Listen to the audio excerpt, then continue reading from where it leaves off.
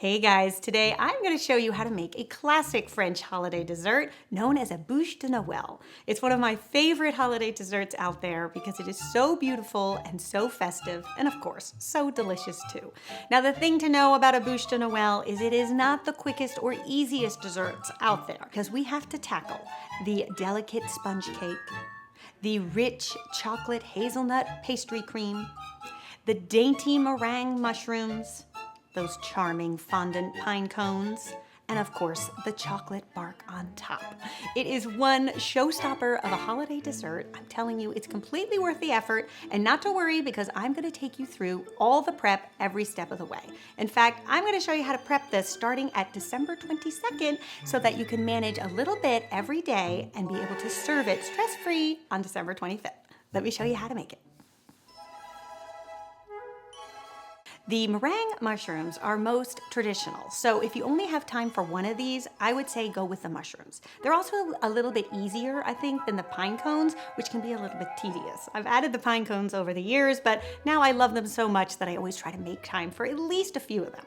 Okay, so to begin your meringue mushrooms, here's what you're gonna do. In the bowl of an electric mixer, you're going to add 4 egg whites, half a teaspoon of cream of tartar, and then you're also gonna add a 1/4 teaspoon of salt and a teaspoon of vanilla. So you're gonna whip that up on high just until the egg whites start to become nice and frothy and they begin to become opaque. At that point, you're gonna slowly add a cup of sugar. This will help keep those egg whites nice and light and fluffy. At that point, you're going to transfer this into a pastry bag fitted with a round tip. I like to use about a 1/2 inch size because I think that's a really great size to make a mushroom. And then working with 2 sheet pans that are covered in parchment paper, you're gonna pipe out the mushrooms. So you're gonna pipe a little round mound of egg white and then a little tiny, about 1/2 inch stem.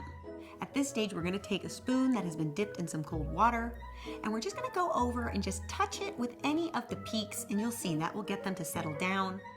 Now, one great thing about the mushrooms is you don't need to have a ton of skill or precision. In fact, I think they're even better when they're all a little bit different sizes because let's be honest, that's how they grow in nature. And then we're gonna dust with a little bit of unsweetened cocoa powder. I like to add the cocoa powder at this step because it will actually set right into the meringues, which will prevent it from really dusting off too much when you go to decorate your Buche de Noel. Then we're gonna place these trays in the oven at 225 degrees Fahrenheit for 1 hour. Yeah, they do take some time. This is why we're doing this a few days ahead, because it does take time for that meringue to really dry out and set.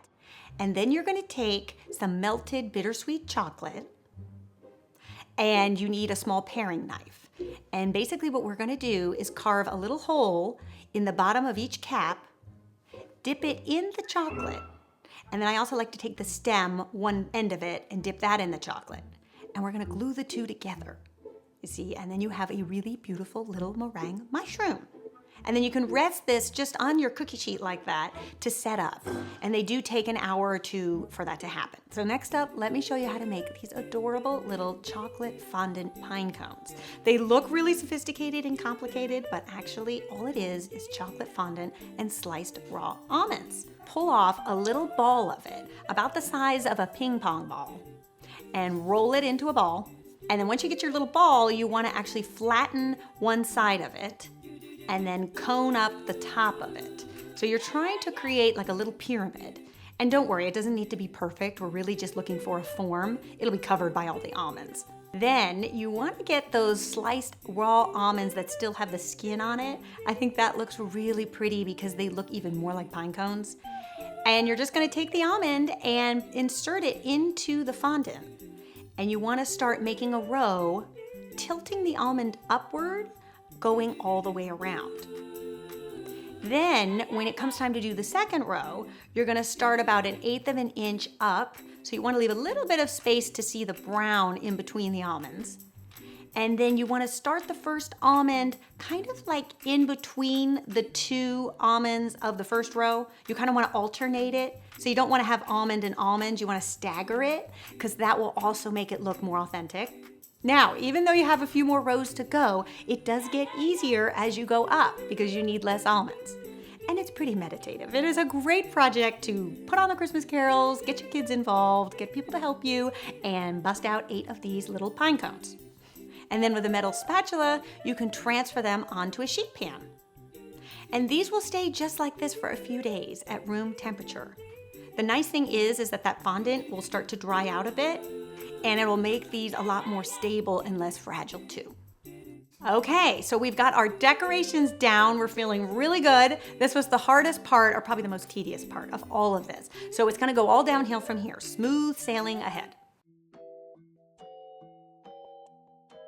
So let's start by the cake. So in order to make a cake that is actually going to roll into the shape of a Yulelog, you need to make a really spongy cake because they have a lot of give to them.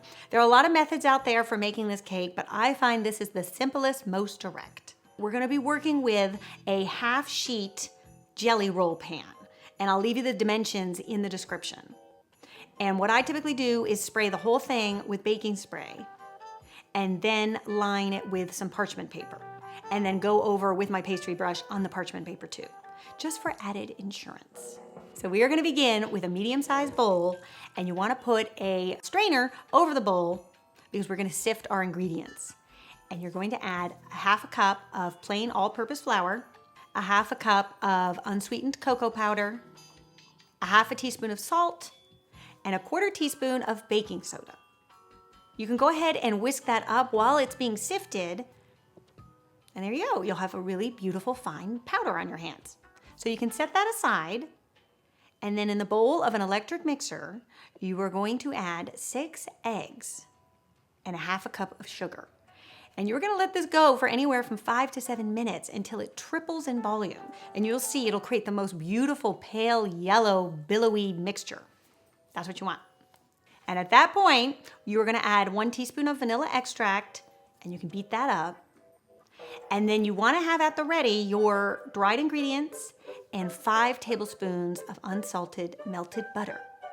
And then alternating, you're going to take a scoop of the dry ingredients and put it in the cake and mix it up on slow. You don't want to overbeat it because we don't want all of that beautiful volume to then deflate. And then add a little bit of the melted butter. So you're going to do that, alternating the dry ingredients and the melted butter until everything is nicely incorporated.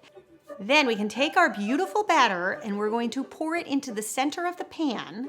And this is where an offset spatula is really worth the investment. I find it's the best way to get a very nice, smooth, even surface.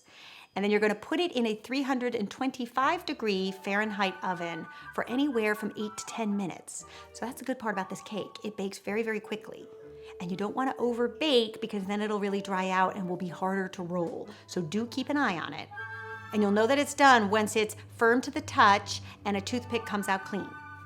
Then you want to allow this cake to cool completely because we really want to make sure that we have the best chances of rolling it, and it's much better when it's completely cool. If you try to roll it when it's still warm, it could snap on you and crack, so you don't want that.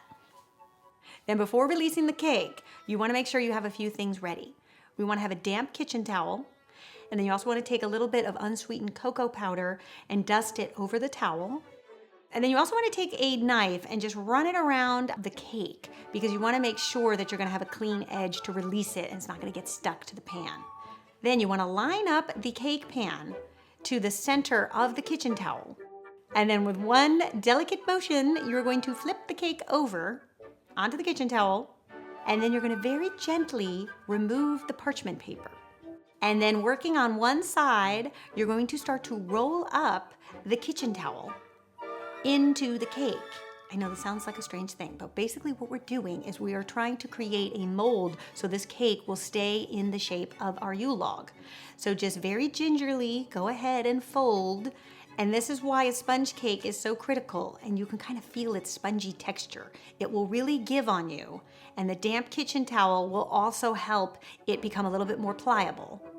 And then you can just tuck the ends under and put it in your refrigerator overnight. Okay, so one task done. Now we're gonna tackle the pastry cream. So in a large saucepan, we are gonna add 2 cups of whole milk and 1 vanilla bean that has been split down the center and scraped of the seeds, and you can put both in the pot with the milk. And then you wanna allow that to get up to a simmer. Then in a large bowl, you're gonna add 4 egg yolks and a 1/4 cup of cornstarch, or corn flour, you may know it. And then whisk it up until everything is nice and combined and you have a pale yellow mixture on your hands. Then, once that milk starts to simmer and become kind of foamy, you want to strain it through a strainer, just to catch the pod and any of the seeds that are too large to go through the strainer. And you can be whisking all the while. Then you want to make sure that you wash out your saucepan, because at this stage, the milk does have a tendency of sticking kind of to the bottom. And if you start to create pastry cream in that environment, the pastry cream will stick to the bottom. So it is a critical step. Do not get lazy and not wash out the pan. You will not be happy. So then you're going to take your custard base and put it back into your cleaned out pan. And then on medium high, you are just gonna whisk all the while until it starts to bubble and boil a little bit. And at the same time, you'll also see it start to thicken very, very quickly. And at this point, you wanna reduce the heat to medium and just keep whisking very rapidly until that pastry cream gets nice and thick. And at that point, we are going to add a 1/4 cup of chocolate hazelnut spread. And you wanna whisk that into the warm pastry cream, and that will turn your pastry cream into a chocolate hazelnut pastry cream. Then once your pastry cream is done, you want to transfer it into a shallow bowl and then take some plastic wrap and put it right on top, smoothing out the surface and making sure that it's really nice and tightly wrapped. That will prevent the pastry cream from getting any condensation or forming a skin. And then you want to put this in your fridge overnight. Okay. The last day of prep, December 24th. Here's what you're gonna do. It just gets easier from here on out. You're going to take your pastry cream that has been in the fridge and transfer it to a large bowl. At this point, we are going to fold in some homemade whipped cream to lighten this mixture. And just go ahead and fold it in until it's nice and light and probably doubles in volume. Then you're going to take your cake log and unroll it. And you'll see it should just kind of stay right like in a log form. And it's better if you keep it in that log form, kind of roll it back up, because it will be easier to transfer that way. And we want to transfer it onto a clean, dry dish towel, also sprinkled with some cocoa powder. And then you can kind of unfurl that log. And then we are going to add our pastry cream. So I like to add a little bit at a time right in the center, leaving at least 2 inches on either side, because that will really help when we go to roll it up. Then you're gonna work from one end and roll up the cake log. Then when you get to the very end, here's a little tip for you. You don't really wanna take that last bit of log and flop it on top of each other, because the pastry cream could kind of seep out. What I think the better thing to do is take the end of the dish towel and pull it towards you. And that will kind of roll the log at the same time. And then you can keep rolling the log in the towel, because we want to now cover our cake and pastry cream back into a dry towel and put this in our fridge overnight. And what this will do is really set up that log so that it becomes very easy to slice into when you go serve this tomorrow. And that's all you have to do for today. Okay, it's just about showtime for our Buche de Noel. This is the last and final prep. We are going to assemble, plate, and decorate. So to make our chocolate bark, you're gonna need 2 pieces of parchment paper.